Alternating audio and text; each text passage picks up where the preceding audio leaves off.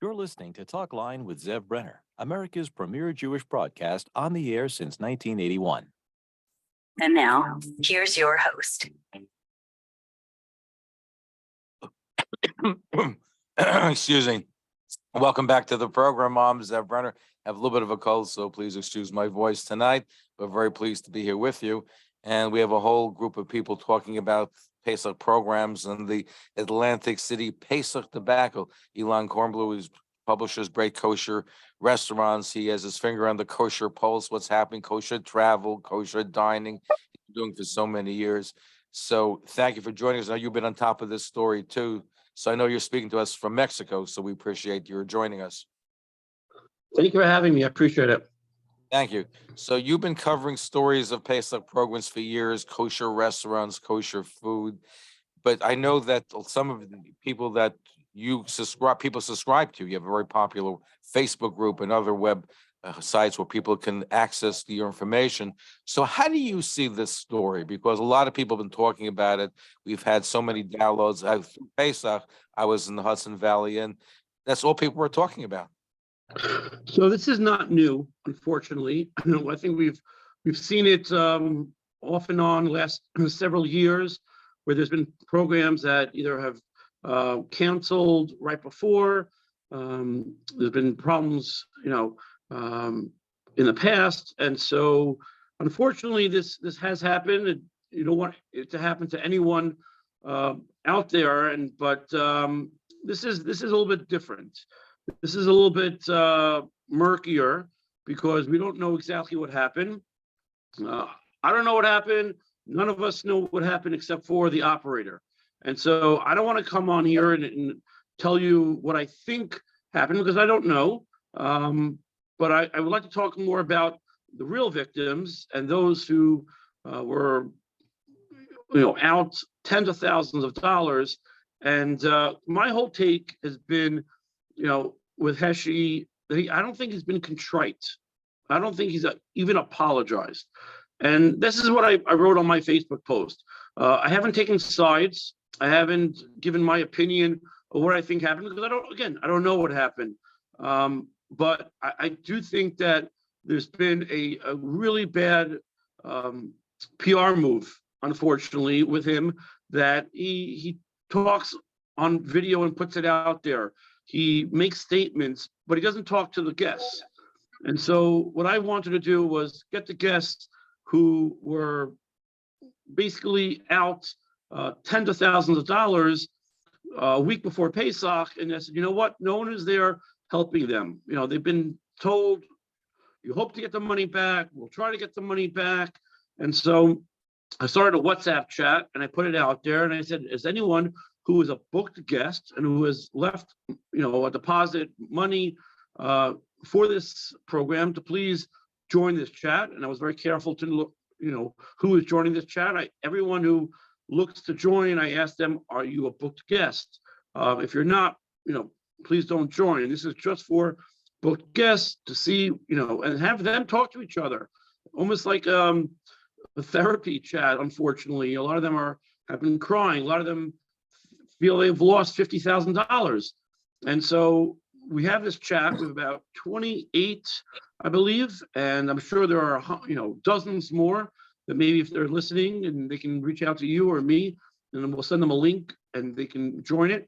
And they're just kind of sharing stories of, what they dealt with. And a lot of times they wired money. None of them really gave credit cards, so they weren't able to cancel credit cards. So we're not, right now we are just gathering information. We're waiting to see what Heshi is going to do. Right now, there's been no communication between Heshi and the guests since before Pesach or a few days before Pesach. And, I actually got a message from Heshi and his wife during Chol Hamoed. They cursed me out, unfortunately, and again, I wasn't even taking sides. I asked them to apologize. That's as far as I went, and I felt that they need to be more contrite and say they screwed up, whether it was on purpose or not. Over here, that I did invite Heshi Goldstein from Aria Hospitality to join us on this program tonight. As we're speaking, he didn't want to come on. He claimed that he's working with the FBI. He got some money back, getting more money back. Doesn't want to come on until something concrete. He did speak to me, communicate with me through South Africa, where he's spending the Pesach vacation. I will. Which people are not too happy about, by the way. I'm going to play what his statement on South Africa is, because he basically posted a video message. Heshi Goldstein from the Aria Hospitality Group. I'm here to respond to the multiple pictures that were sent to me of myself and my family spending Pesach in South Africa. As much as I would have loved to be at my own program, I'm very fortunate that I have a very good friend here that is running a small program and invited us to come and spend Pesach with him. I told him I would love to come. It's just not possible. Tickets are costing way too much for me right now. We left it at that. The next day, I received a phone call from a total stranger. I never met him. He doesn't know me. He doesn't know who I am. But he heard of the story. And he asked me, Heshi, where are you for Pesach? I said, I don't know. I've been invited to a good friend. He said to me, no problem. I wanted my name, my wife's name, the kid's name. The next thing I know, there are tickets and a car ready for me to take me to the airport. While we're in such, darkness and we don't see any light, we have so many unanswered questions. There are good people out there. I want you to know there are really good people out there. And again, I said it last time, Israel, people calling me with giving me lawyers and FBI agents that have worked on a similar case to ours and have been, Baruch Hashem, very successful. We are working with them and we hope after Pesach to have good news. But in the meantime, let it be a good lesson for all of us. Stay away from Lashon Hara, stay away from Rechila. Okay, there you heard Heshi Goldstein talking from South Africa about that. I do have to say that I did get reports from people that it might be legitimate that somebody sent them the airline tickets, that somebody sent them $10,000 for the airline tickets, who was unaware of the whole debacle with Atlantic City. I'm just trying to be fair to both sides. I did get some documentation from Heshi. We'll talk about that during the course of this broadcast. We'll see if it's valid documentation. That's subject to the jury, but we're just here to report on all the facts as well. Let me welcome Doni Schwartz. Passover Listings is also with us right now. We'll hear from Yossi Zablocki and others during the course of this program as well. So Doni, Shavua Tov to you. Thank you for joining us as well. Yeah, happy to be here, Zev.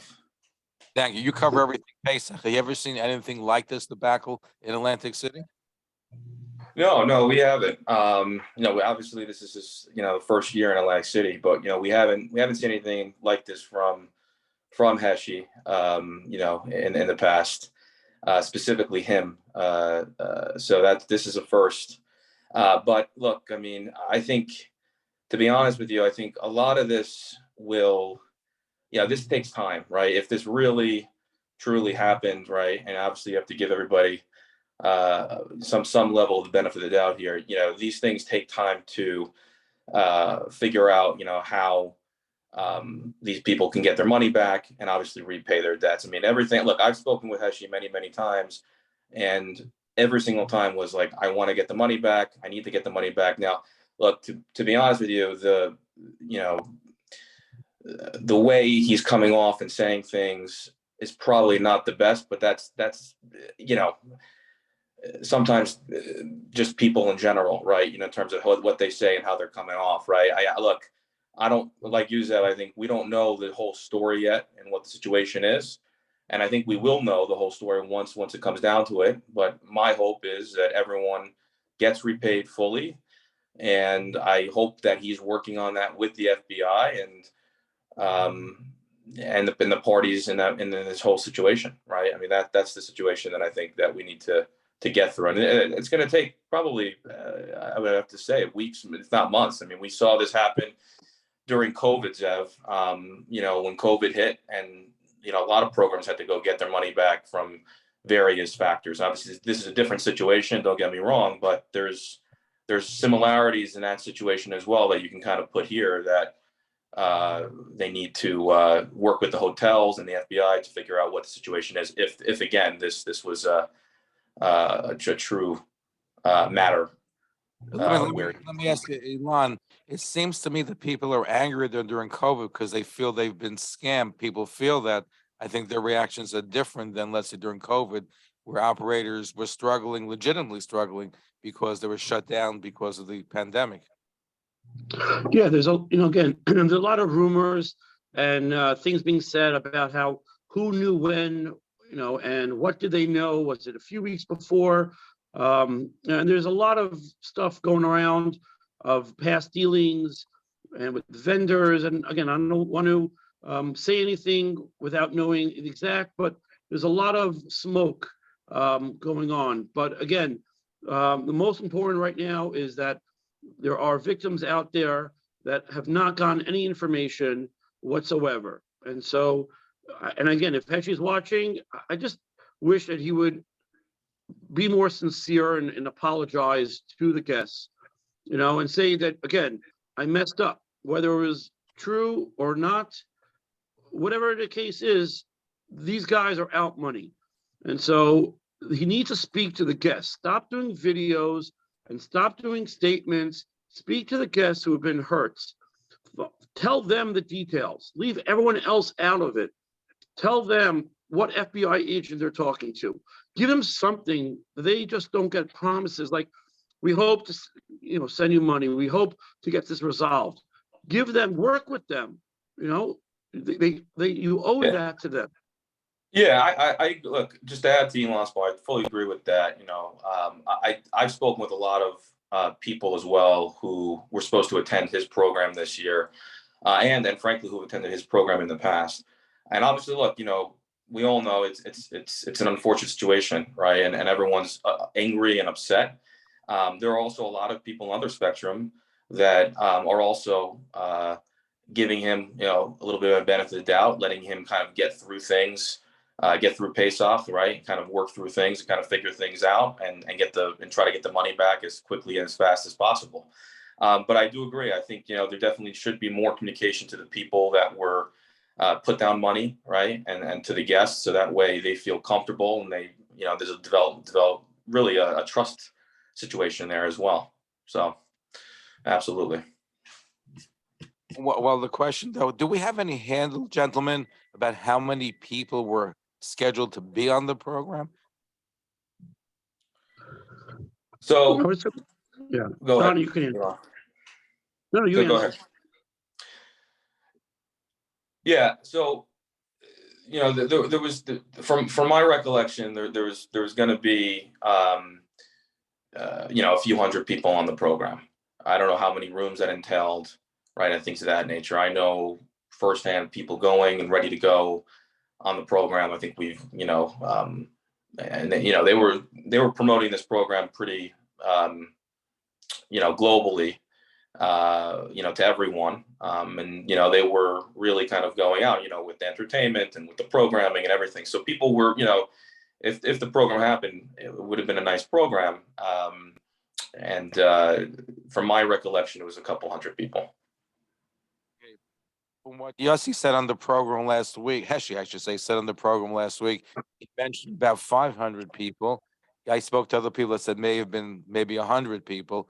Obviously, the registration wasn't what anticipated, because a week before the program, there were full-page ads in Jewish newspapers, which seemed to indicate he was looking to fill up. Yeah, I mean, look, Zev, I know just from the advertising standpoint, I'm sure you'll have to speak to this as well. Look, I've known programs that advertise in papers, or online or wherever up until, the drop dead date, right? For wait lists. I agree, that again, there's a lot of things that could look right odd out there, but there's many programs that advertise up until Pesach, right? I don't know if that's a certain factor, taking out a full page ad, or if that was what was negotiated already with the editor and the publisher from that paper to begin with. Who knows those details, right? I don't know. I'm just saying what it looks like, and we'll continue our conversation. We're looking at the Atlantic City Pesach Tobacco, where a program was canceled a week before the holiday of Passover, leaving at least 100 people stranded. They didn't get their money back. Some of them were saving all year to go on this program. We had the proprietor of Ari Hospitality that ran the program was on with us right before the Passover holiday. You can watch it on YouTube. Go to Talk Line with Zev Brenner on YouTube. You can watch. We did invite him to appear on the broadcast tonight. He did not choose to appear on the show. We said it's important because he's in South Africa. The optics doesn't look good where people were stranded, and he's in South Africa. I think it would behoove him to come and explain what's going on. Our doors are open. We feel it's important because people have lost money on this program and they need to be made whole. There's no question about that. It's probably over $1 million, or maybe more, that people have lost that have paid for this program. We're going to continue our conversation. We're speaking with Elan Kornblum. He's great kosher restaurants. He also knows about kosher food. He knows about travel, kosher travel, which Pesach falls under that purview. And of course, Doni Schwartz is Passover listings. Anything you want to know about Pesach, he's there. He'll put us together our last program. So we're very appreciative, gentlemen, to be both here with you on our broadcast tonight. Talk Line with Zev Brenner, America's premier Jewish broadcast, on the air since 1981. And now, here's your host. Welcome back to the program. Zev Brenner, looking at the great Pesach debacle of Atlantic City Pesach program. Aria Hospitality, we covered it before the Yontif holiday. Now we're covering again the aftermath to see what is going on. We've been speaking with Elan Kornblum of Great Kosher Restaurants magazine. And of course, Doni Schwartz, his Passover listings, anything dealing with Pesach. Yossi Zablocki joins us. He is the owner of Destinations 613, ran a very successful Pesach program, which I participated in at the Hudson Valley Resort in Catskills, New York. So thank all of you for being here. Let me turn to you, Yossi. We've been looking at this year's Pesach program, but in context of when you're dealing with an operator, you have to also look at past years. You've had some interaction with Ari Hospitality in years past, did you not? I did. Zev, can you hear me? Yes, I can hear you. Go ahead. Yes, I can hear you. Yeah. I've had dealings with Heshi Goldstein in the past. Yes. Okay, so tell us what happened, because in the context for this year, people are saying, was there bang for it? And just to tell our audience what the owner of the program has alleged is that right before the Passover holiday, he discovered that monies that he thought he was wiring to the hotel was being wired to somebody who represented the hotel. Instead of dealing with the Claridge Hotel, there was an R added to it, that the money was wired to a third party. I think it was in Nigeria or wherever it was. And when he discovered what happened, the program was canceled. The hotel wouldn't let him proceed. That's the story that he alleges. He claims that the FBI is investigating. If that's happening or not, I've heard different stories about it. But you had interactions in your past, so we're trying to get clarity as to what this whole program was about. Was he being scammed, or is there a hoax over here? So that's what we're trying to ascertain. So Yossi, you were telling us about your experience with the proprietor of the Ari Hospitality program. Right. So I have no knowledge about this year's Pesach program. I can only give you completely confirmed factual knowledge of things that I am aware of in the past. I am aware that Heshi Goldstein or his group did file, one of his LLCs or Heshi Goldstein himself did file for personal bankruptcy or some sort of bankruptcy. I think it was a year ago. I don't have the exact date, but I know for a fact that he filed bankruptcy. And why do I know this? I know this because I receive a notification every 2-3 weeks, every month from the bankruptcy court that he is fighting in bankruptcy court, or the bankruptcy court that has taken over whatever finances he's involved in. Now, why do I receive this notification? Because I happen to be one of the creditors who had sued him and received a judgment against him in the past for one of his shenanigans in the past. And so the bankruptcy court notifies me because he technically owes me money. I haven't done much to run after him after I got the court papers signed by the court because he owes people much more money. I believe that the proceeding that led him to bankruptcy court was for in the hundreds of thousands of dollars, and mine is less than $10,000. So I receive notice as an official creditor, and every 2-3 weeks, my lawyer receives notification that we can come to bankruptcy court and try to collect some of our money. But I do receive that notification every few weeks or so. Now, why do I have a judgment against him? A few years ago, I was running a Shavuos program, and he sent up guests that were booking directly with him. He sent up guests to my program. He had taken the money from those guests, and then he was supposed to turn that money over to me.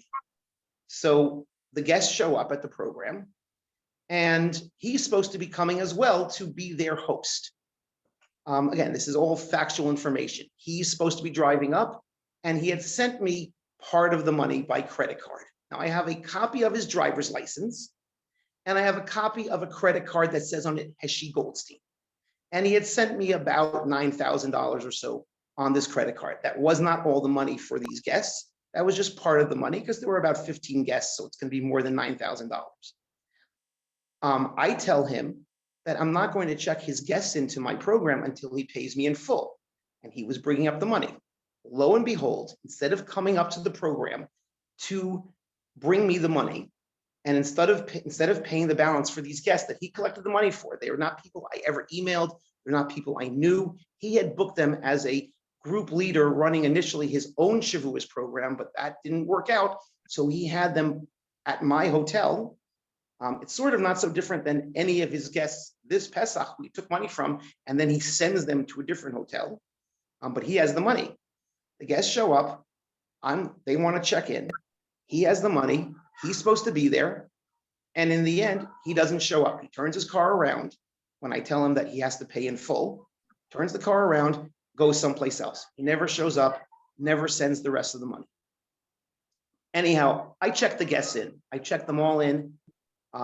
They don't have to pay me a second time. That is confirmed. There is one guest who pays me a second time. Remember, all these guests have paid him already. They are not looking to spend money again.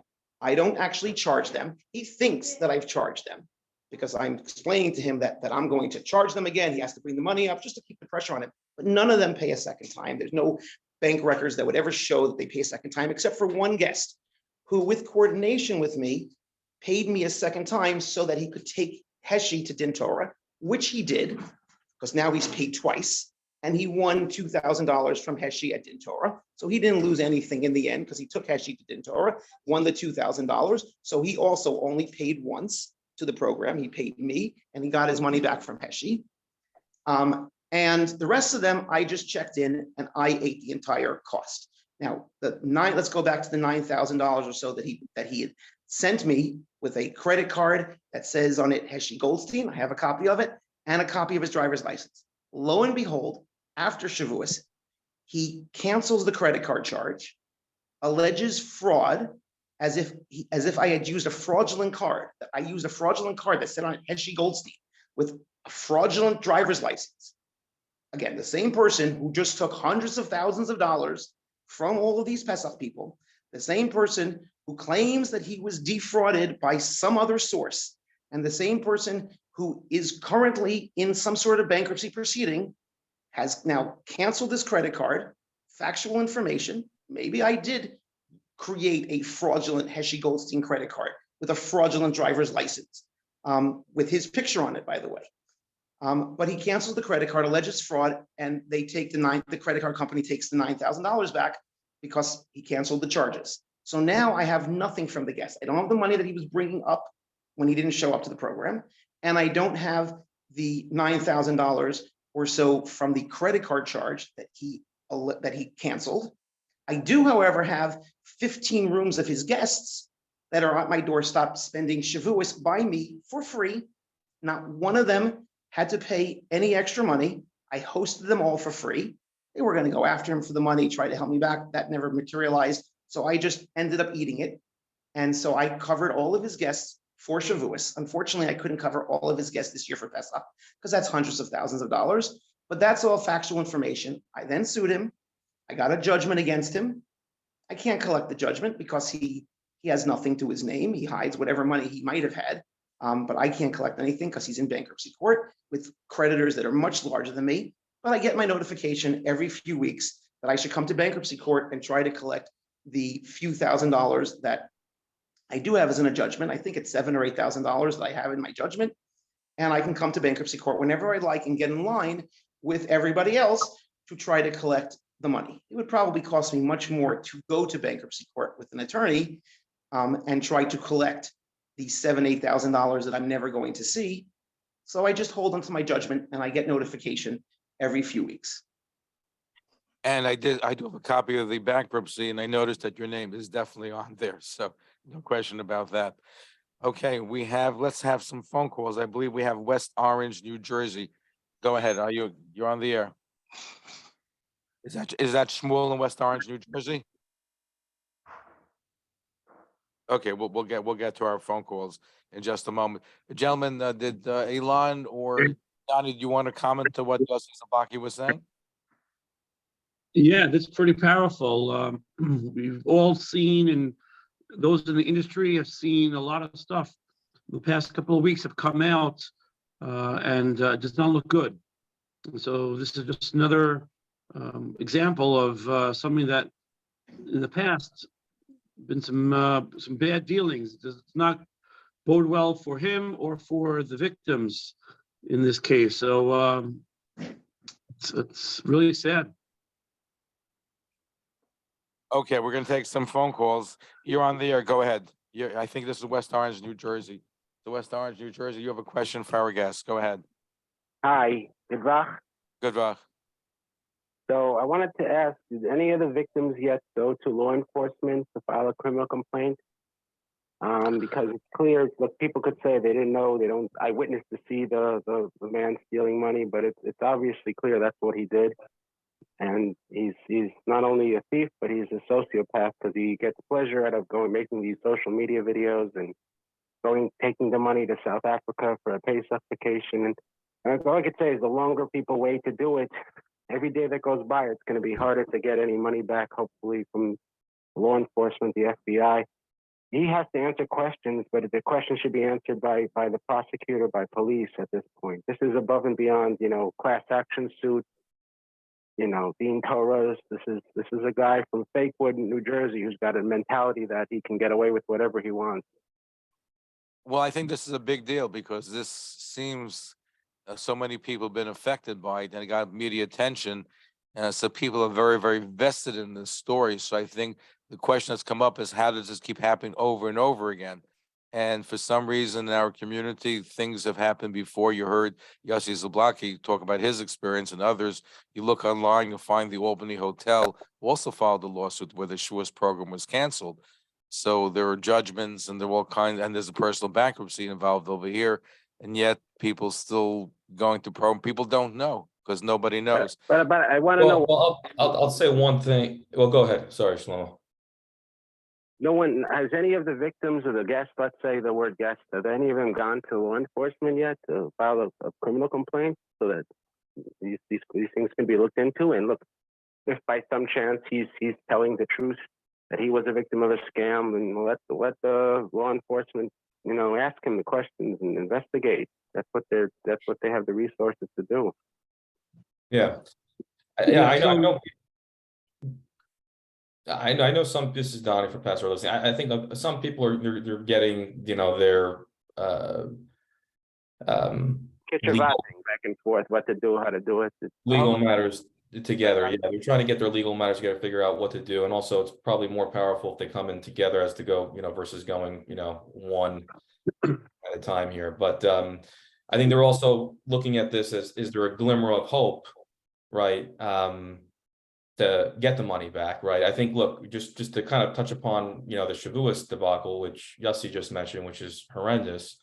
Shavuos programs, as Yossi knows, they're much smaller programs than Pesach programs, right? So you don't really hear a lot unless things are publicized more over the night. This story seems to be affecting probably a lot less people, right? Typically, there are social media forums out there like Passover program reviews, along with great kosher restaurants out there that people are able to mention things of this matter, so that way other people don't get screwed by the same thing happening over and over again, right? Which is one of the biggest reasons why we came out with Passover listings, right? But Shavuos programs tend to be a lot smaller. Now, I don't know exactly what every single person is doing. I don't know, Elan, if you have a sense of what every single person is doing out there in terms of legal piece of this matter, but I assume that people are still, finishing up with Pesach and getting their legal counsels and figuring out what to do, and figuring out what to do collectively versus individually in some cases as well. That's what I've heard. Yeah, based on our WhatsApp chat with dozens of victims, some have reached out to local police in New Jersey. That has not been fruitful. There's a lot of red tape of who to contact, but we have put out some feelers for lawyers in class action suits, those who've been involved. We have some numbers, and I'm going to present it to the victims in the chat, and I'm going to have them be advised by professionals, and we'll work off of that. Again, we hope that we won't have to come to that. We hope that it'll be resolved, but just in case, yes, we have a couple of professionals who are going to be speaking to the victims, give them advice. Some have reached out to their own lawyers, but yes, we will probably, as a group, which is why I started the chat, is for them to talk to each other.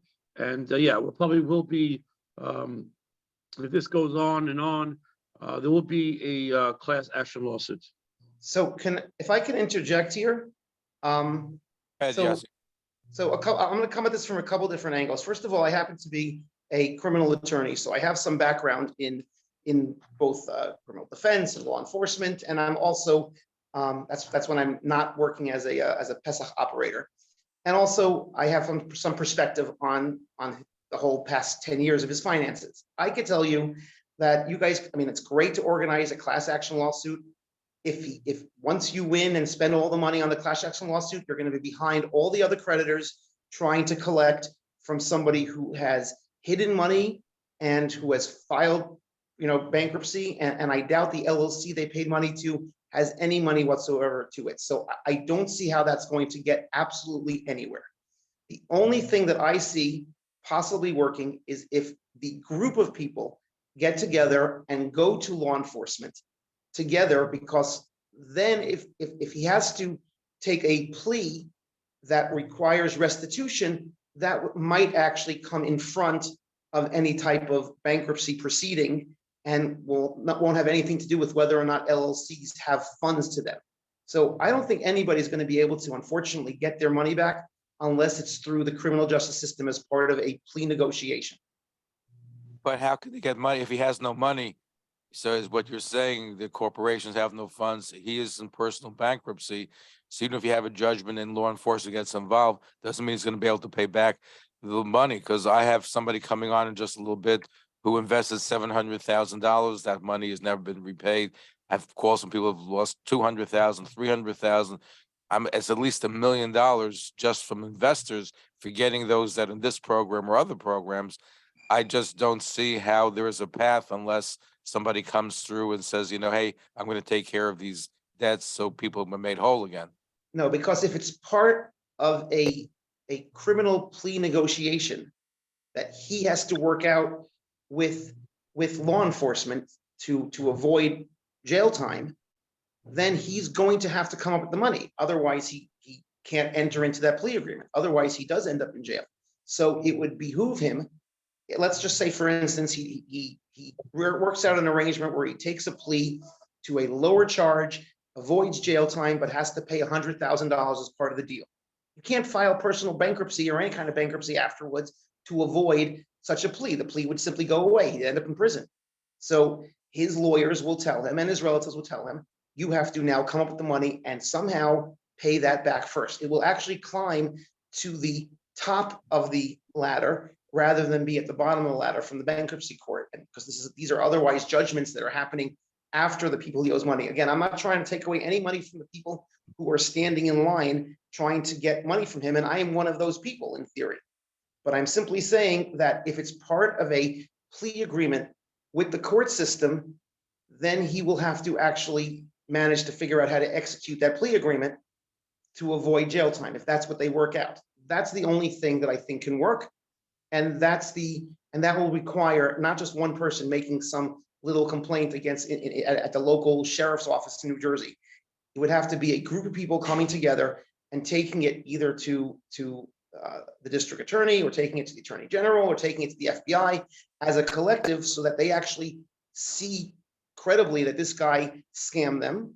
He's not gonna, I'm assuming he's not gonna be able to show any proof that he was scammed himself. I mean, maybe he has it, and if that's the case dies right there.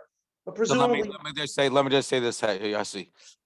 I have a letter that he sent me. I did make several attempts to say, Heshi, come on this program, because we're analyzing and doing part 2 of the Atlantic City Pesach debacle program. And he left me voice messages saying that he won't come on. He's working with the FBI. Some of the money's been recovered. He's working getting all the money recovered. That's what he claims. But he sent me a Bank of America notice dated 3/31, March 31st, where it seems like very close to Pesach, where he's alleging that the $70,000 was fortunately taken from his account. That's what he's claiming as of that date. Again, I don't know if this letter was filed, if it was just, it has a signature on it. I can't tell you because I just saw what he sent me. I'm just presenting some of the information so people could just understand what's going on over here. I'm Well, sorry, what- Jesse. what's great about this is that he, if you were I'm a criminal defense attorney, I tell my clients to keep their mouths shut. He didn't do that, which means now he's stuck with all of the claims that he's made. He can't change them now, right? If the cops decide to go research this, he can't now claim that he lost the money in a different way, that it wasn't Bank of America, he laid out his facts, he laid out his defense. Either he has support for it in writing of how he was defrauded, or he doesn't. He can't change his story now. He can't, for instance, come up now and say, I was collecting money, but the program got too expensive, and so we paid all these vendors, and then we went belly up. He can't claim that, because that's not what he has now stated in videos on the radio. He has to now prove that he, in fact, was scammed, and he wired money from his account to a different account, and that's where all these people's funds weren't. He has to prove that he was scammed, not that he is the scam. It was a big mistake for him to make these allegations, to make these statements, unless he was going to be able to support them. If I was his lawyer right now, I would say, Heshi, never say another word. You have the right to remain silent. You keep your mouth shut, because now you are limited in how you could defend this case. So this is really quite simple. A group of people need to go over to law enforcement, claim that they were scammed. They need to ask Heshi very simply for these proofs: proof of a wire going to a unknown location, proof of an email that says you should wire the money, and then proof of the wire and proof of the money leaving his account. Either he has it or he doesn't. I would say that if he has it, you probably have a copy of it already, but you don't. So he may not be able to prove it. If he can prove it, great. And then this whole story ends, he was scammed. If he can't prove it, he can't come up with anything else at this point. That is his defense. Locked himself in, and he'll have to show that proof. Otherwise, he's the scam. Yossi, let me ask you, because that's what I've been saying, keep your mouth shut. What if he does say, you know what, I made a big mistake. Yes, it was too expensive. I got over my head. What happens if he does say, you know what, this is the true story? And what will happen at this point? I mean, look, I suppose if he has all the money to return the funds to the guests right now, he might be able to avoid having them file a criminal complaint against him, because they don't want to see him in bigger trouble. So if he can give restitution tomorrow, then great, which, by the way, he can't do. The bankruptcy court would never let him all of a sudden start giving his money away to other people, because they're legitimate people with judgments against him that are waiting in line. So I don't think it's even possible for him to do that, even if he wanted to. Even if somebody right now gave him $500,000 and said, avoid your trouble, go give money back to these people. He'd have to do it in a really round the back, possibly even criminal way to avoid that money going to the people who have actual judgments against him. But let's say he could somehow do that type of work. Let's say somebody didn't give it to Heshi. They paid everybody back. An anonymous donor came in, paid back money directly. I suppose then he can avoid this mess. I don't see how that's possible. It would have to not pass through his hands, because any money that comes into his hands is going to have to go through bankruptcy court. He has to document where his money is going to. It would have to be done in such a, you probably have to commit a few crimes in order to be able to pull this off to pay people back at this point. So I certainly wouldn't recommend that if I was his lawyer.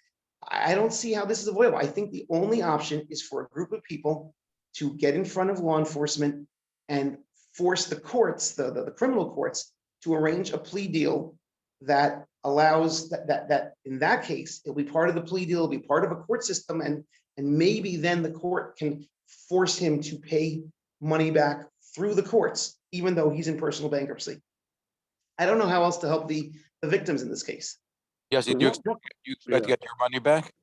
There is no way I am getting my money back. I have written it off long ago, not officially on a tax return. I mean, I just written off the idea of getting it back, because there's so many people who he owes money to that are standing in line, not necessarily, by the way, before me. I think I came first in terms of actual judgments on the books. I'm probably the first official judgment against him in this industry. I don't know what he owes other people from. I mean, I've gotten phone calls from other people that he owed money to, that were trying to chase him down, years ago and even recently. So I don't know whether, but I think I'm probably the first. But Yossi, you're able to officially see on the books that he does owe money to other people outside you? No, Yes, it's on the bankruptcy form. I have a copy of that. It does list a whole group of people. I think it's over $1 million that money is owed to. It's there. It's a public record. Anybody can look it up and find it. Yeah, that's why I'm being very careful to only give factual information. This is different than somebody calling me up and saying, "Oh, Heshi owes me money. He didn't pay his advertising bill. Heshi owes me money. He didn't pay his food bill." I've gotten those phone calls as well. But I don't know if they're true or not. I mean, when 5, 6, 7, 8 people call you up and tell you that Heshi owes you money, you start to believe it. But I can't say that it's true. These are just phone calls that I receive. So I can factually report that I've gotten phone calls, but I don't know if they're true or not. People might just call me up because they want to talk to me. What is factually true are the people who have judgments against him. Like Zev has said, he's seen the paperwork and he said that I'm one of them, and I'm pretty sure I'm one of the first. But for me to go spend money on a lawyer to try to recoup this in bankruptcy court, when it will cost me, again, my judgment is not so huge that it will cost me more money to try to recoup. I've already spent money on lawyers to do this.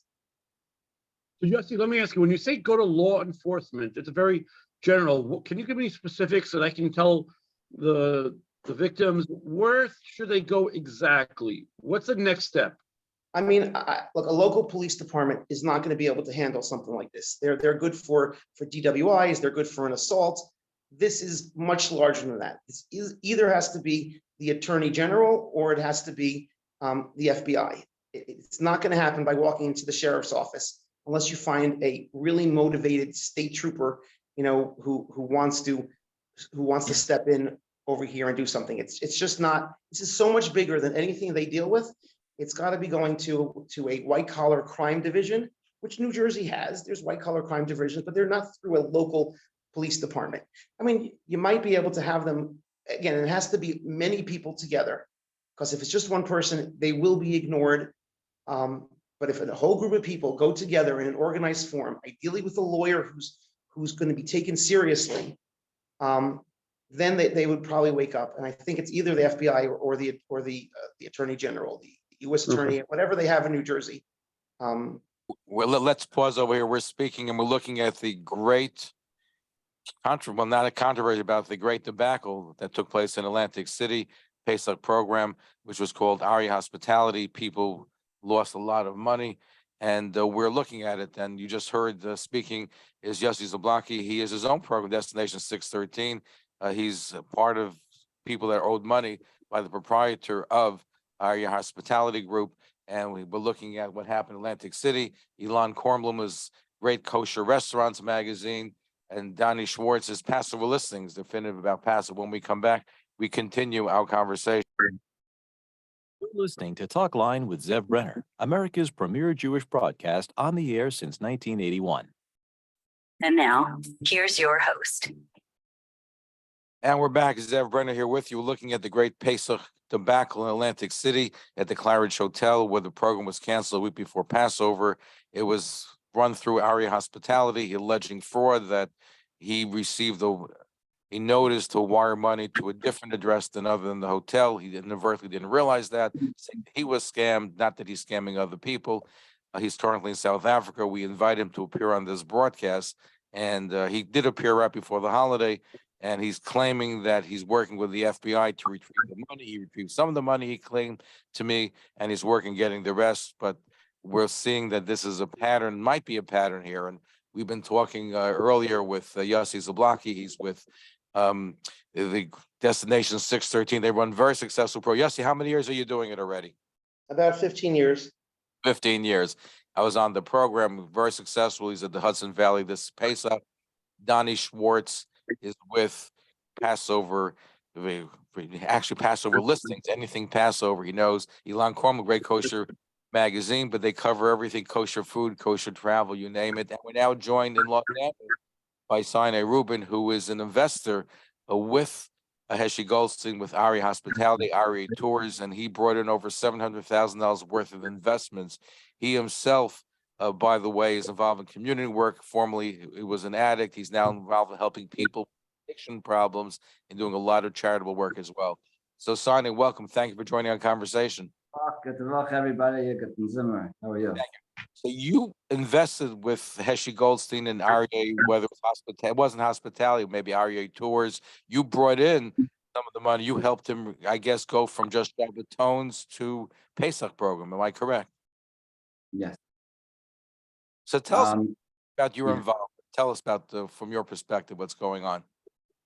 I have a bit of an interesting perspective just because I happened to be the first one that got involved with Heshi in the first Pesach program that he actually completed successfully.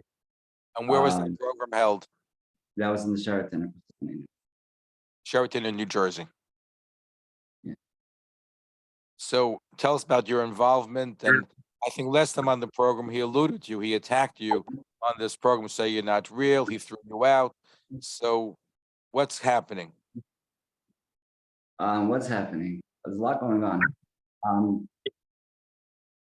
Would you like me to start from where I met him, or? Well, just tell us how you met him. How did you put in $700,000? You got people to put in that kind. That's not chicken. That's a pretty significant amount. Right. So I actually met him through a friend of mine, Yehuda Green. I mean, the singer. He's a great guy. Nothing to do with this. A fantastic fellow. I know Yehuda for many years. He's a man of integrity. I post him. Great person. I went actually with him to one of Heshi's programs. It was a really nice Shabbaton. He put it together really nicely. We were all very impressed. And I think like maybe 2 or 3 other events, I ended up going with a bunch of family and friends. And I was pretty impressed with him. And I guess I was looking at doing a Pesach program just with certain people. And it ended up spiraling into renting the whole hotel and asking Heshi to cater it. And at a certain point, I actually made him a partner. But yeah, that's how I. He was a partner. He was a partner with you. He was a partner. He was hired by me, but made him a partner. He did the program, and how did the program work? Was it successful? Did people get paid? Tell us about it. I guess success is relative, but I guess what viewpoint you have as a customer. I happen to know Heshi in a very intimate, and I spent a lot of time with him, so I know the way his brain works a little bit.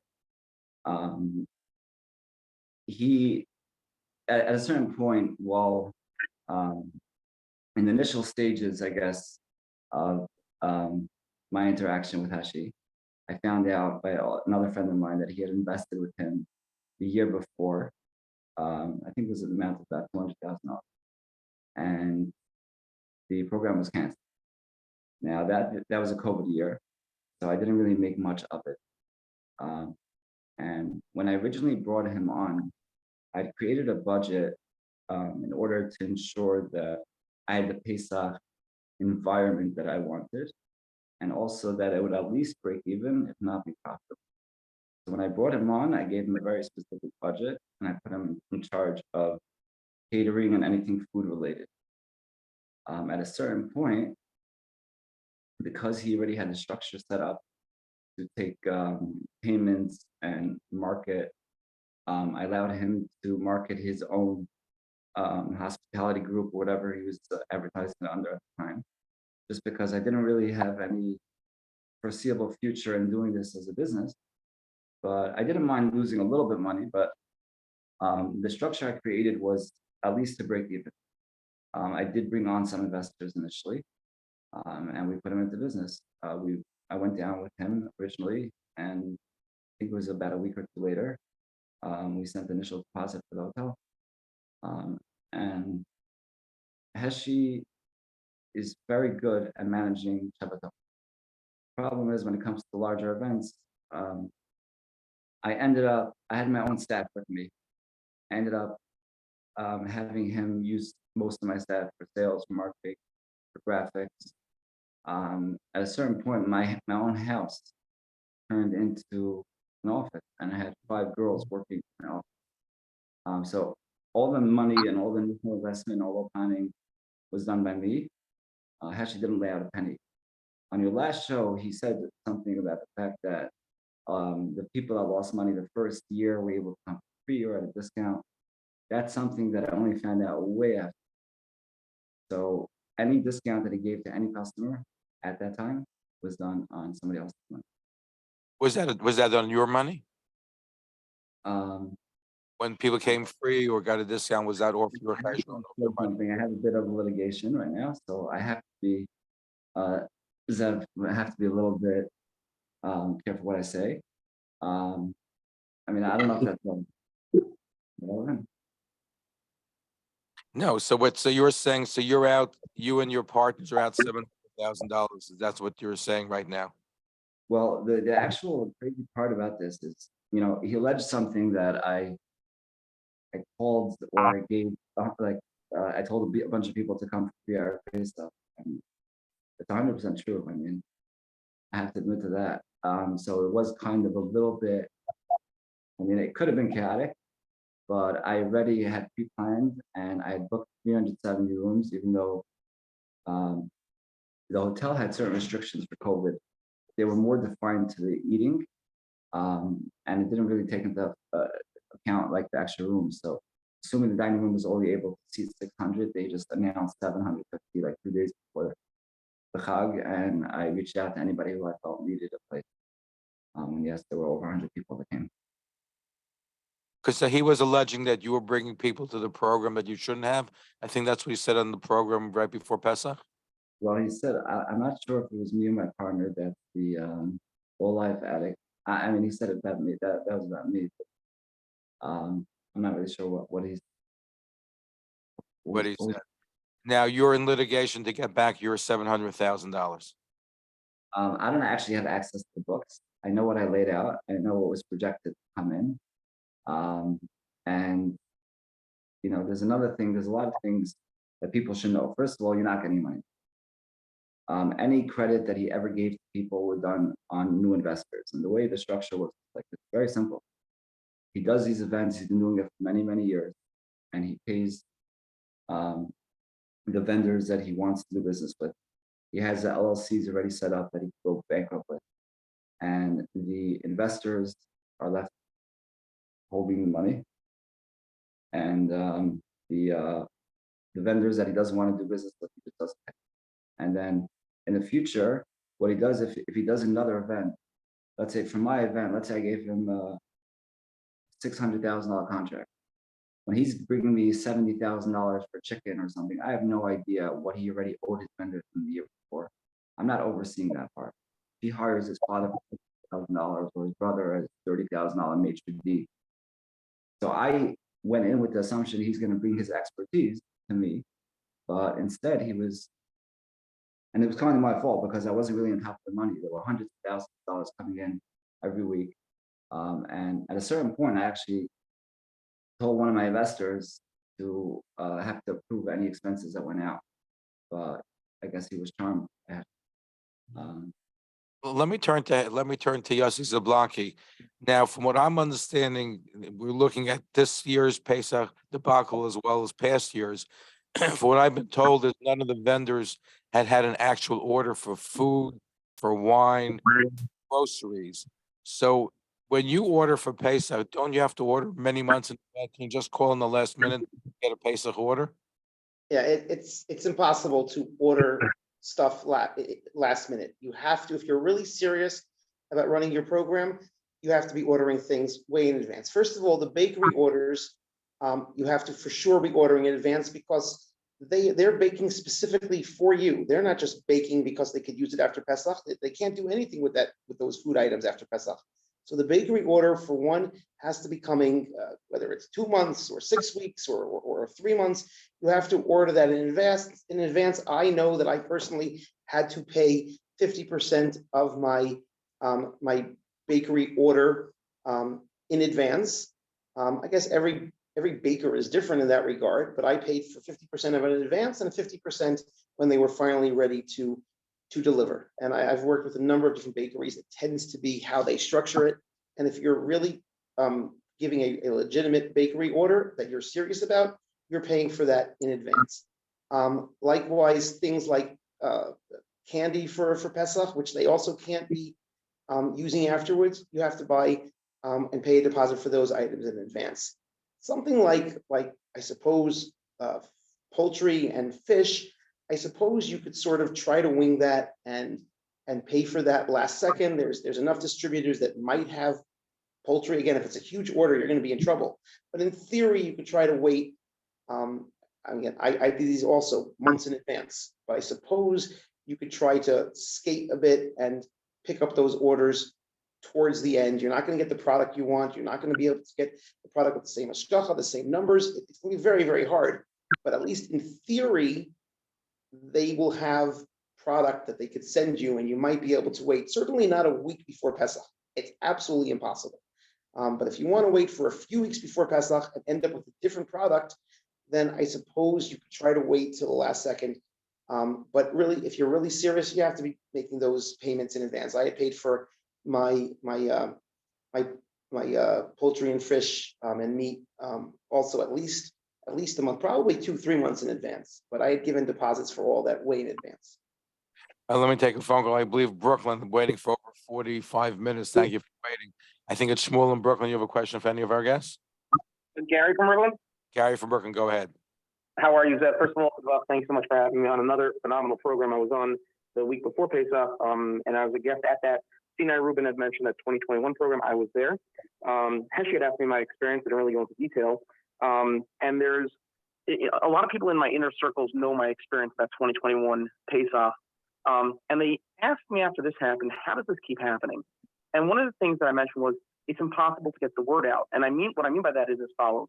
Some of the Jewish news sites, if you try to leave a comment about what happened for Pesach, and I'm very, when I came on your program last, I didn't accuse Heshi of anything. When I came on, I said, please seek out a former guest, investor, or vendor to ask about Heshi Goldstein. I didn't want to come on and accuse. And I'm the same way when I leave a review. I'm very meticulous, I'm very detailed, and I want to make sure that anyone knows what's going on. And I tried leaving comments on, like for example, on Zev, you had that YouTube video put out. I tried leaving a couple of comments, they were pulled down.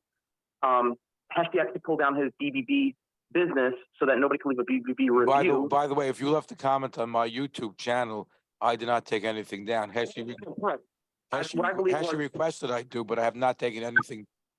Correct. I believe he probably reported it. And I'm just going in the flow of how can somebody get the word out if there's something bad happening within the community? And I try, and I've spoken to a vendor who was who got a bounce check from Heshi, and I asked, well, how come vendors don't go out and tell the word about it? And they said they don't want to admit they were beat. Now, my question for you, Doni Schwartz of Passover Listings, you have a phenomenal website. 2022 last year was very helpful for me in finding a program that I attended to last year. And this year, again, looking around, I was able to find a different program that I wanted to attend. But Donnie, I ask you, you have a section on your site with reviews. And after 2021, I left a review for Heshi's site. The next morning, I received an email response from Heshi directly telling me these things aren't true, this wasn't true, this was true. And I'm thinking to myself, if this is now I understand that you obviously have partners within these Pesach programs because you have to, hold up the advertising side of it. But the review section, when somebody leaves I left an honest review that wasn't really slandering him, just to give a general idea that there's riffraff in the air. And that review wasn't even posted. It was sent to Heshi to approve, and Heshi, of course, did not approve, and it never went on. You do have a review section. Can you talk a bit about your review section, how somebody can actually leave a review and discuss their experience at a Pesach program so others can potentially be informed? Yeah, absolutely. I mean, so we have a triple verification system for reviews. Yossi knows this. He's been a partner of mine for many years as well. Number one, first off, Gary, reviews don't get posted if people put up fake names or fake email addresses. So right off the bat, if an email address is invalid, and that maybe could have been the case here in the sense of anonymity, that can be the reason why review isn't posted. Secondly, right, we look at the review. We have a whole team here that looks at the actual review and to ensure that the review is valid, right? As you can imagine, there's a lot of trolls out there. There's a lot of people that want to, bash, other programs or bash people, right? Specifically, again, we don't operate as a complaint forum. We want to get the truth out there in an honest, constructive manner, right? And so for us, we look at the validity of the review. And we make sure, especially if it's a positive or negative review, it doesn't have to make a difference if it's a positive or negative review. Even if it's a positive review, look at it as well to make sure that it's not being posted, for example, by a current affiliate or current program, etc. I could take a look back at the review specifically, Gary, but one reason or another, right, has nothing to do with whether an owner wants it up there or not. I'll tell you, I'll get a good example. I remember, years ago, it was a negative review. A program owner came to us and said, hey, please remove the review or we will not advertise with you. You know what I said? Here's your money back. And I paid his money back. And I said, we're keeping the review because we validated the review. It was a negative review. It was up there and stayed up there, right? This, again, we came into this business, right, because we've been going on Pesach programs for many, many years, and we want the truth out there. We want the honest opinion of people of how truly the food is and the programming is, and of these people who potentially, are scam artists and take people's money, unfortunately, right? But in terms of your review, again, I don't know exactly what was up there or what was said or not said. But again, we're not looking to, criticize, or we want to criticize a program, but improve upon a program, how they can make it better in a way that states the facts. A lot of the times people put emotions right in this or embellish ideas, right? Our whole goal is to get the facts and the truth out there of what the pros are and what the cons are there. We're not trying to put embellished facts or kind of put other things on there. So again, we validate things. We ask for proof and evidence that first off, the person was on the program. That's the last third verification system that we do in terms of were you on the program, were you not? We verify that. We do a very, very detailed job on that as well. So, Gary, thank you for a good question and keep on going. Can I respond? Go right ahead, 30 seconds, so we're gonna have to move on. Thank you much, Donnie. I was not asked to verify. I was not, look, I have all the proof and everything like that. Nobody responded to me. And what's more interesting was his listings never had any reviews. I can't imagine that any of his programs, any of the two programs that he threw, never had anybody trying to make comments about them. Can I talk to Gary for a second? Yeah, go ahead. Gary, hi. I heard you on the last time. I would love to hear actually what you thought of the program. And I know that afterwards there were a lot of rumors and there were a lot of I know that there were people came to me afterwards that were hired by somebody else and they had bounced checks or anything else, and there were allegations that I wasn't paying them. So do you have any? I saw firsthand how you were kind of messed over by Heshi with last minute filling those rooms, and it definitely affected the program negatively. What the bounced checks and the stiffing of the vendors happened in 2022, which he was at the Cartwright last year. In 2021, I cannot speak to if he bounced any checks or messed over any vendors from 2021, but what I can speak to was the guest experience. And after talking to you at the program and speaking with Hesky for numerous hours at the program, I can probably vouch and say that the fault was majority to blame on Hesky. Anyway, thank you for your phone call. Let me turn to Elan. Have you had any complaints prior to this Pesach program regarding? Not so much about Heshi. Whenever someone, comes up to me, and we'll definitely speak to the operator. Again, we've had scandals before where there's been, people were canceled, and I'm not going to say specifics. People know a few years ago there was a program also, and people were. I don't know if you never know what happened with those victims, but we do need to. And this is why Zev is doing this, and why all of us are, putting it out there, is that people should know and be aware of it. So, whatever the case happens, I don't think Heshi will be doing another program again. Can I add to this in terms of just following up on what you were just saying?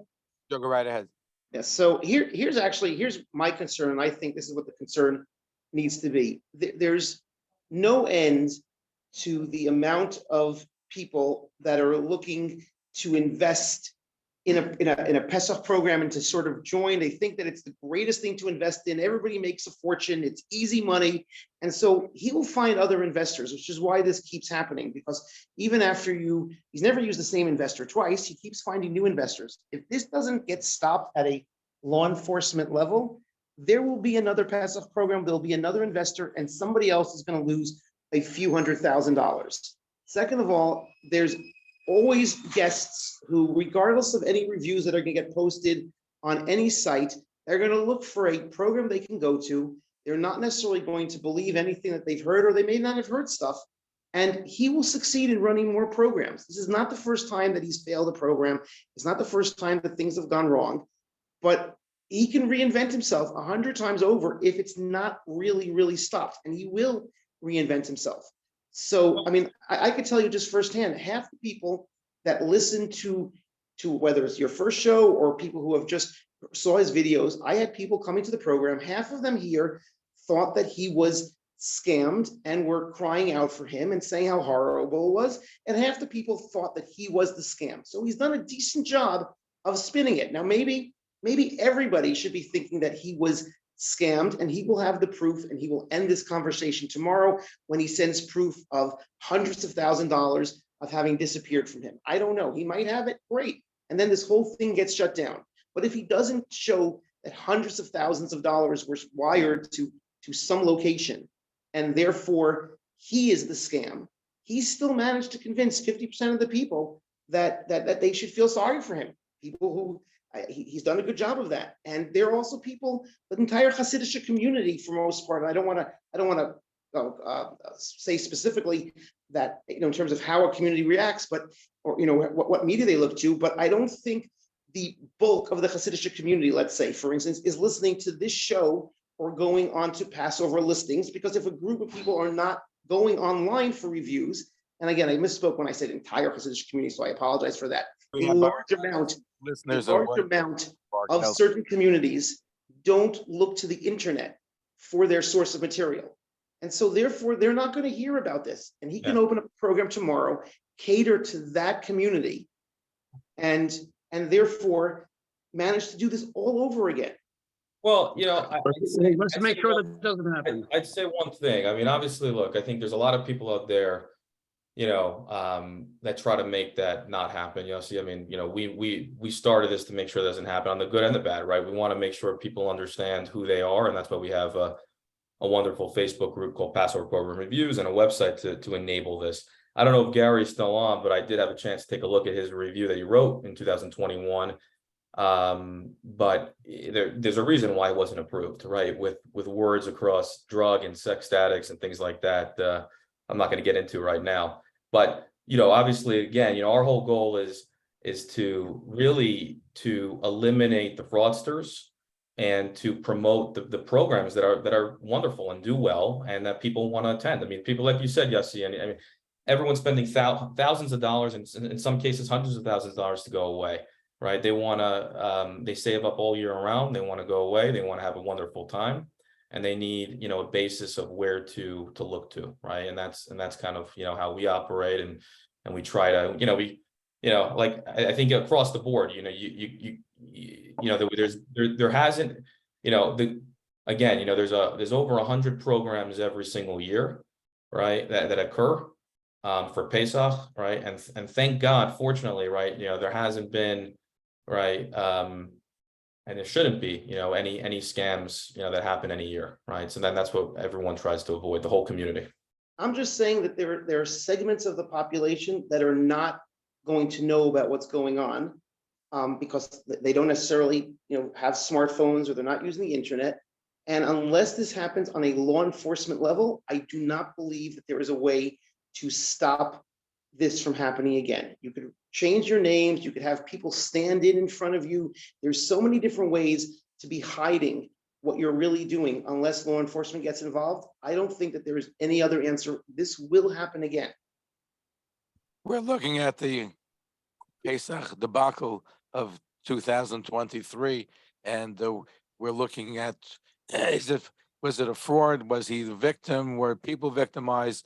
Our final stretch when we come back, we're speaking to Elan Kornblum, great Kosher magazines, and Doni Schwartz, his Passover listings, and Yossi Zablocki, his Destination 613, runs for the last 15 years, not just Pesach, but around the years, including cruises. And Sinai Rubin is an investor who invests and his group invests over $700,000 in Heshi Goldstein's previous programs, not this year, but previous programs. We're going to Listening to Talk Line with Zev Brenner, America's premier Jewish broadcast, on the air since 1981. And now, here's your host. And we're back, our final stretch. We're looking at what happened in Atlantic City, where over $1 million was lost and people missed out on a Pesach program. Is it fraud? Is it the person who ran the program? Was he defrauded, or is people being frauded? We have a very interesting and important panel. Elan Kornblum, great Kosher magazines, and we have Doni Schwartz, Passover listings, Yossi Zablocki, Destination 613, and Sinai Rubin is an investor with Ari Hospitality, or his predecessor group, and invests over $700,000. We have a lot of people calling in, so please let's get briefly to the point. Let's go first to Judge David Kornblum. Judge, how are you there? I am good. Kornblum, not Kornblum. Elan is I'm the sorry, Kornblum Elan. in this conversation. I wanted to make you. I wanted to make you related. Yeah, no, we are not. But I certainly want to start. I wanted to thank you. It was great spending Pesach with you. I enjoyed being with you. Yes, it was my pleasure as well. And first, I want to compliment some of your guests. Elan does an amazing job hosting all of his social influence. And as much as I saw a beautiful program at VIP, I also will compliment Yossi Zablocki because I was on his program at the end, and he did an amazing job and really put together a program that had a very eclectic group and from people to people who were less from. The food was delicious. The programming with Zev Brenner and Dov Heikin and David Cohen on his rabbinical staff, Rabbi Weber, he did an amazing job putting that together. And of course, Passover listings is the chronicle that everybody would use for purposes of being able to know where to go. So with all those compliments being stated, I am going to just say one thing. And I appreciated what Yossi said earlier insofar as that a lot of the Hasidic, especially the Hasidic participants in Pesach programs don't generally go online and they don't have smartphones. But I think that it's really important for society that the characters such as this, and I don't know the perpetrator, if he is a perpetrator, anything about him, but that this does get into the papers. I couldn't open up a Jewish press, a Five Towns Jewish Times, a Jewish Star, or the Views, or any of the other chronicles without seeing the Claridge Hotel. I even piqued my interest because I knew that Rabbi Galat was one of the scholars in residence, and I think the world of Rabbi Galat from the Young Israel Woodmere and from South Nassau Medical Center. I think it's important that there are tour operators who know this individual and knows that he's running a program, that while it's being advertised, that they come out. I don't think that that's Lashon Hara, but I'm not a rabbinical expert. I would say insofar as the law, I think that there is some type of not mandated reporter necessarily, but some kind of moral duty to come out and say, I know this individual, whether he owes me $9,000 or I've had experiences with him in the past that Judge, I know there's that gonna this be- is we have a just lot not of people something that should be calling. done. Judge, I'm gonna let them Yeah. respond to you because a lot of people. That's my point. You made a good. We're gonna have you on for a future program, by the way. Okay, thank you. Anybody want to respond? Elan or anybody? I I mean, agree with him. I can tell you why people don't know, and I obviously consulted with my rabbi before I came on. You know, obviously after Pesach, everyone should take a minute and just understand why we're celebrating Pesach, Jews coming Yes. together, and not to make this about lashon hara, not to make this about destroying people. These are human beings, they have families, they have kids, and just everyone should just bear that in mind. The reason why I even agreed to come on was because I felt like Heshi was coming on to try to gain credibility. And the fact is that a lot of people out there are feeling some kind of sympathy. The fact is that there were 500 people that didn't have anywhere to go because this was allowed to go on too long. I was contacted by the media. I was contacted by Fox, CBS, and I actually had been in touch with all the investors, and we reached out to the Attorney General. We spoke to the FBI, and we kind of have everything. What's been going on with Heshi. Is the FBI investigating? So obviously, they're not allowed to tell me anything. I have spoken to a friend of mine who put me in contact with the field agent in New York, who's aware of what's going on. And there's one thing that everyone should know a little bit about what happened. There was no accountant. It's a very, very important nuance. He's talking about that he had an accountant. The FBI wasn't aware of any accountant. So without telling me, they kind of told me. But obviously, they're not going to have anything in writing. The State Attorney General of New Jersey also has not been contacted. And there's a reason why he's never had insurance before. And these programs have been set up to kind of fail. If he had insurance, there would be some kind of criminal or civil something against him at this point. So he can't have insurance because he would be investigated. We have a lot of people calling him. And by the way, he said in this program, if people would have taken out in travelers insurance, they would have been insured. I spoke to people that actually took out the insurance and they were not covered. It only covers if you're sick and can't go on the program. But if the program is canceled, you're not covered. Let's go to Lisa in Brooklyn. Thank you. Your question or comment. Go ahead, Lisa.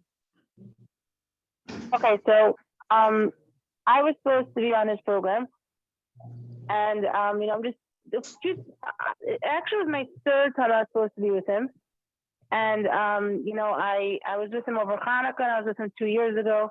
I, Baruch Hashem, had a very positive experience, and I, Baruch Hashem, was also able to get back majority of my money because I did it with a credit card. And when I disputed the charges, thank God my credit card gave me back majority of my money. Now my question is, what did I was lucky, Baruch Hashem, to make other arrangements. So what did people do in the end of Pesach? Because if someone paid money to him, how did they have the money to make other arrangements? Well, some people did, but Elan, maybe you want to comment on that because Yeah, so in our chats, I would say a few went to Yossi's program. A few went to the Armin in Connecticut. Most stayed home, and they're looking to recoup their money. So maybe, they had a little bit more, and some people were able financially to go away and hopefully get their money back, but majority stayed home. But we were able to find a few people to go to in Connecticut, upstate. So a few people were able to go away, most stayed home. All right, does that answer your question?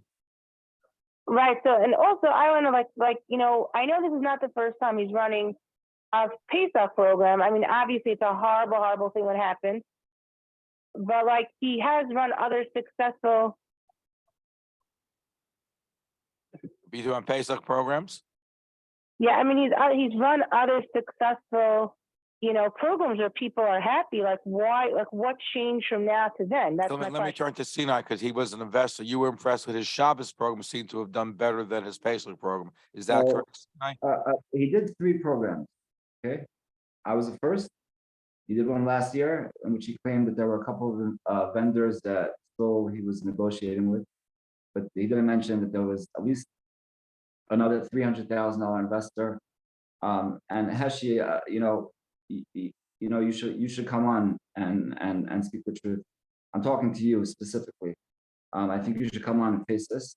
You should stop lying to people. And every single year that you've done this, you've hurt people, and you need to stop. Elisa, thank you for your phone call. We're gonna have to move on. Let's go to Naftali in Brooklyn. Naftali in Brooklyn, you have a question or comment? Go ahead, Naftali. Yes. Thank you for having this program. I haven't gone on the Pesach program, but I will say I was very surprised by the lack of contriteness. I think anyone who would have been scammed would have felt for the victims, and as Elan was saying, would have apologized. I guess what I'm worrying, thinking about for 2 things. First of all, I think the U.S. attorney, the federal government might this might have been federal crime if it involved wire fraud, bank fraud, interstate wires, things that were done, any sort of communication. So besides going to local enforcement and the FBI, I think the federal government, on the other hand, the reason why not everyone's joined the WhatsApp group is there's probably a bunch of people who really don't want to get involved in any sort of court case or have their names bandied about. So this is a very delicate situation. And what seems to me, my sister used to tell me she would go on programs when the family had to serve. The person ran the program, they did order the food, but there were no waiters, there were no cooks. And, there has to be some central repository, some ability to keep these if he is unethical, we really don't know, but to keep unethical operators out of this business because it's fraught for, people taking advantage of unsuspecting consumers. So congratulations to you and the team for bringing this to people's attention. And they have to be very careful before they select an operator. Anybody want to comment on that? Thank you for your phone call, Naftali. Anybody want to comment? Yeah, I mean, I agree with everything you're saying, right? I think it's super important to kind of get the word out there. I mean, in the past, there was debacles in Mexico. We've seen, prior years where money was taken, other debacles and, name changes and things like that. And that's why I think social media is a huge, advantage there. Websites are very big to get out there, but people who've been on these programs are able to kind of talk about what they're like, and who ran it and how long they run it for. So I think it's probably the most critical thing out there. I'm going to want to take 1 or 2 emails before we close up. Yossi writes, Heshi released a video defending his reasoning for participating in the high-end Pesach program in South Africa this year, Pesach. He claims a stranger he never met heard his story and felt bad for him booking and paying for tickets for himself and family. Can you please have Heshi back on to clarify or dispute some of these allegations? And I have to say, I did contact Heshi 3 times this week. I invited to come on this program and to participate. And I said the optics looks bad when you're in South Africa, whether somebody paid for it or not. And according to what I've heard from some of my sources, there seems to be an individual who was unaware of anything with happened with the past years that actually put up $10,000. That's what I was told. Again, so we paid for the tickets. About the program itself, who sponsored that, I can't tell you. Heshi is welcome. We're happy to have him on. He was on once before. We'd love to have him back on again. Here's another email question. What allows people in our community to get away with fraud? Is the public misplaced fear of speaking out loud have something to do with it? I guess, Yossi. Sorry, Zev? Yes. I'm sorry, could you repeat that? Sylvia writes, what allows people in our community to get away with fraud? Is the public's misplaced fear of speaking Lashon Hara, which results in new victims of the same purpose every year? I thought the Torah teaches us that Lashon Hara should be spoken about some to prevent victimization of new people. That's the full question. Look, I think I'm very careful with anything that I'm saying here to only talk about specific facts, because I don't want to be speaking specific Lashon Hara, which is why I spoke about specific judgments that are in fact confirmed. I don't know that it's so much that people don't want to be talking Lashon Hara. I mean, it'd be nice if that's what everything, why everybody was avoiding saying things, but I don't think that's it. I think that people are just involved in their own business. They don't necessarily know what's going on. They don't necessarily know that how easy it is to do this to another group of people in a year from now, in 6 months from now. And there's a lot of people in the world. There's a lot of vendors that you could take money from. If you don't get meat from one vendor, you'll get it from another vendor. There's a lot of bakeries you could take money from. If you don't get the food from one baker, you'll get it from a different bakery. There's so many advertising agents that you could make promises to. There's just the world is a large place, and so if you screw over a certain number of people, there'll be more people that you could find. I don't think it's so much of only of a Jewish thing. Unfortunately, this happens around the world to many industries. We don't like to hear it, and it's disgusting when it does. But we're not immune to these disasters, and so we try to make it public. But if someone wants to screw someone and steal from them, they're going to do it. It's called affinity targeting. That's what it's called. And it happens. I can speak a little bit about this. While this was going on, I kind of saw it unfold in front of me. And there were rabbis there were people that I respected there. And a lot of my staff, like I had maybe 4 or 5 staff that were close to me, and then about 15 administration. A lot of the upper members of administration that were working on it for several months full time, they all knew what was going on. But there's a certain trust that you just have in the Jewish community that you don't necessarily sign the proper legal, at least in my case. I can't speak for other people, but I'm currently speaking to the investors as we speak. They all felt that they weren't going to go public with this due to the fact that there was 2 reasons. One is they just didn't want to defame him, and they felt that if it was a one-off thing and he kept hosting successful events, they might eventually get paid back. What they didn't realize was he was taking on a new investor, and that the new investor was paying off with credits or with vendors. He was paying off the older investor. So the reason was the new investor didn't realize that the money was putting up, which he thought was for this program, was some of the money was being used to pay past vendors. Right. So the vendors can't go after him civilly, because for them just to retain an attorney is about $10,000-$15,000, and every event has a new Aria Hospitality, Aria Tours. Every event has a new LLC. The LLC is prepared to close down, and the investor ends up taking him to the Bezdin of court and ends up not going public. There's a certain trust that you have in the Jewish community just because someone's in the community that you wouldn't necessarily have in the outside world. So I definitely think that it affects the Jewish community. But there is a thing of Lashon Hara, there's a thing of trust. So everyone has to know how to, tread that balance. Anyway, our goal and our purpose was to shed light on the situation. We're presenting different perspectives. At the end of the day, there has to be an adjudication. The people have to be made whole. That's over $1 million just from the Pesach program in Atlantic City. So I want to thank our panelists, and forgive my voice. I want to thank you, Elan Kornblum. I know you weren't afraid to speak up, and you advocated on behalf of people who lost money. Some of them saved a whole year to go away for Pesach, and they ended up staying home. And it's not easy. If it's a Shavuos program or a Hanukkah program that's canceled, there's one thing. Pesach is a whole different situation. So people were hurt by it and affected by it. I know you advocated for them. So thank you for being here with us, and great publication, great kosher restaurants, and continue your good work. Thank you. Thank you very much. And Doni Schwartz, I want to thank you for your help in putting together a previous program. Passover Listings is the comprehensive guide. Anything Pesach, you got to check out PassoverListings.com. Doni Schwartz, thank you for being part of our program and give us some insight from your perspective what transpired. Thank you. And Sinai Rubin, I want to thank you. I know it wasn't easy. You were invested with a group $700,000. It's a lot of money. I know that you're still going and trying to get your money back, and you haven't given up on doing Pesach programs, right? Oh, no. It's Okay. happen. You'll keep us informed. But I assume you're not doing with Heshi for the next one. We'll see. America loves a good comeback story, right? All right, if you do or you don't, keep us informed, but thank you for being part of us.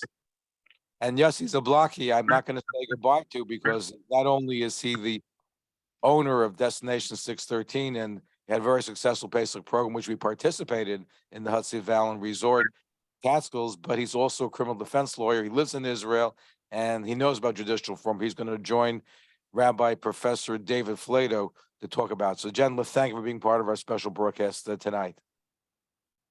Have a good night, guys. Thank you, everybody. You will. When we